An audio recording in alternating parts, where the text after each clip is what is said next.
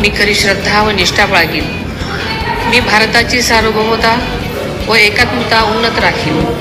मी महाराष्ट्र राज्याची उपमुख्यमंत्री म्हणून माझी कामे निष्ठापूर्वक व ससद्विवेक बुद्धीने पार पाडेन आणि संविधान व कायदा यानुसार सर्व तऱ्हेच्या लोकांना मी गांभीर्यपणे व निपक्षपातीपणे तसेच कोणाच्याही विषयी ममत्वभाव किंवा आकस न बाळगता न्याय वागवते.